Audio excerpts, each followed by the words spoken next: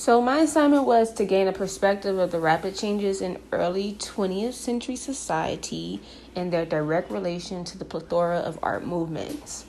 What made this assignment so difficult was limiting myself to just 1 year.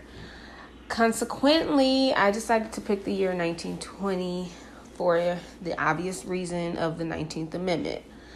This was the reason why women now have the right to vote. As I was researching, I was finding different interesting things. Because of the 19th Amendment and women's right was such a big deal, was such a big movement during this time, I had assumed I was going to find a lot of paintings surrounding women or featuring women. And not surprisingly, but I did. But I also found a lot of cubism. I found a lot of paintings of instruments, such as like the bass or guitars or even like pianos.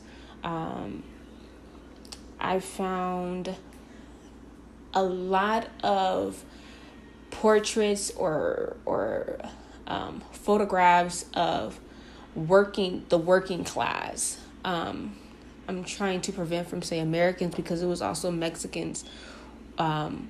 I've seen a lot of paintings for working class Mexicans also.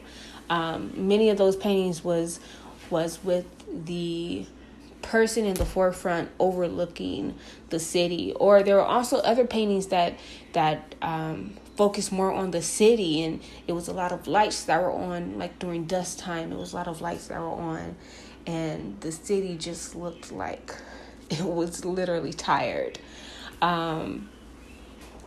From there were also many other important things that happened in the year 1920 specifically. For example, like the end of World War I. The Palmer Raid, that actually led to the deportation of 6,000 immigrants. And also the steel strike ended that year also.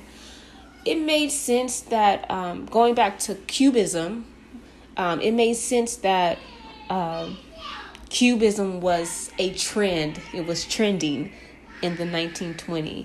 And that was because this was also Pablo Picasso's era. And if you look at many of his art, they really focus on cubes. Like his animals were in cube shaped. His people were in cube shape and not really. They were people, but it didn't really look like a person. You had to really like force it into that person. Also, going back to the instruments, when I found art of different instruments, that also made sense because you often see people. I'm thinking of the year 2019.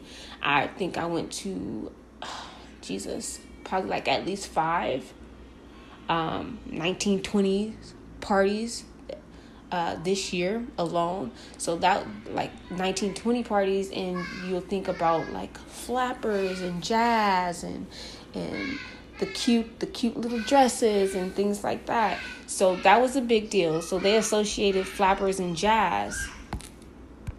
So music was extremely influential during this time. The 1920s was a start of social and political change.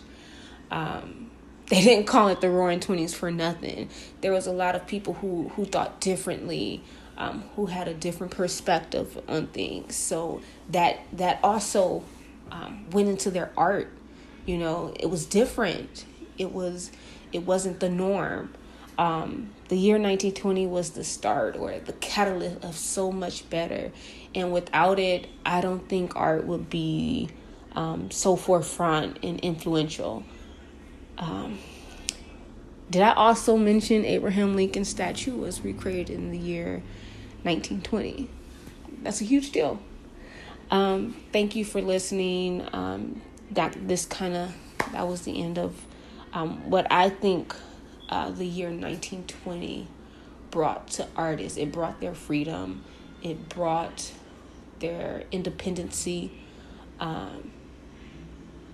and it brought diversity, basically. Like it invoked different thoughts. So it just expanded. Art was just so much more than just looking through a tunnel. And that's about it. Thank you. So my assignment was to gain a perspective